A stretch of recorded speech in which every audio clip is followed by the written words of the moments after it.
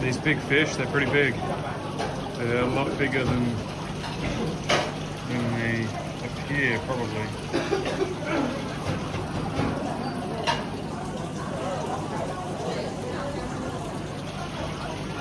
Pretty wild, you know, they're pretty interesting, they're really big. I think they're called koi.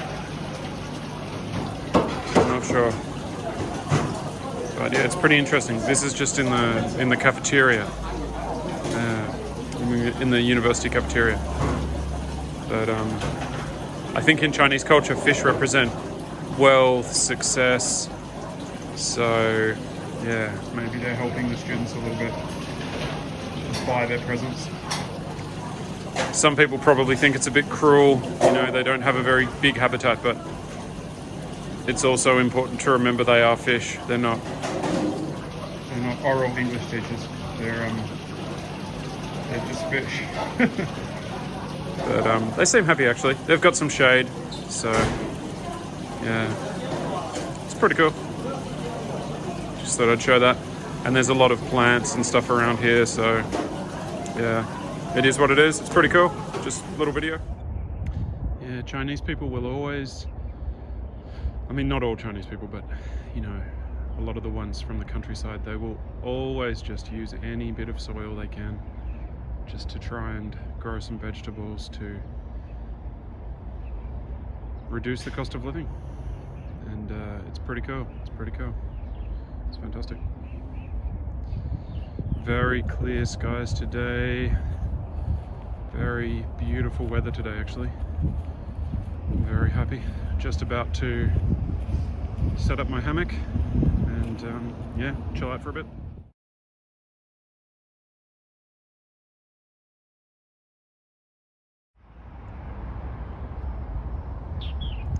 Yeah, it's pretty peaceful just to look at the sky and look at the clouds, the very light clouds against the backdrop of the tree and whatever, and you know, the clouds are in the background actually, but the trees in the foreground.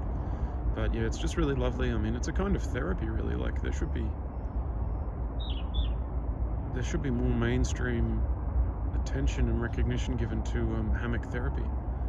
A lot of these I don't want to say nutcases, but a lot of these people who are suffering from anxiety and so on, like before they're given well, they should be given meditation as well, but before they're given medication, they should be forced to undergo some hammock therapy.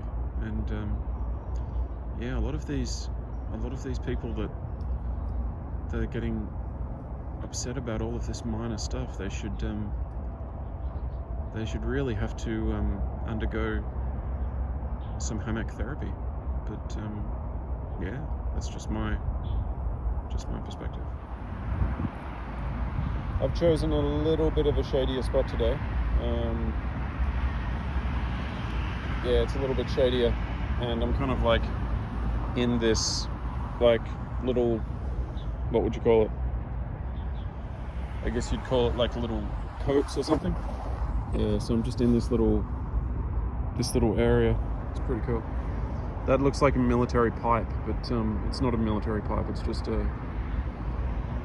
an ordinary pipe. I think it's somehow related to the hot water. They have central heating for all of the buildings, so I think it's probably to do with that. But I'm not sure. It could just be a regular water pipe. I'm not sure. But yeah. Very, very lovely weather today. Yeah, pretty much just chilling out again. I've strung the hammock up.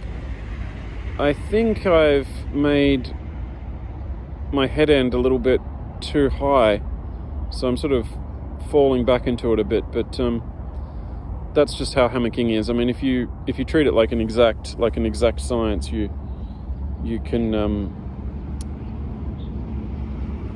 do it properly every time, but I'm just kind of like doing it by feel. I thought that both trees were about the same height, about the height of my shoulder, but yeah, it's like everything. You get better and better at it the more you do it. So yeah, but yeah, very much enjoying a bit of peace, a bit of respite, because when you're from a small town or whatever, like I'm from a very small town, you're not used to people everywhere, and it's just so lovely to get away from all of the students, like millions of students, or thousands of students anyway, and yeah, just see nobody. I can hear some cars, but that's okay, doesn't bother me.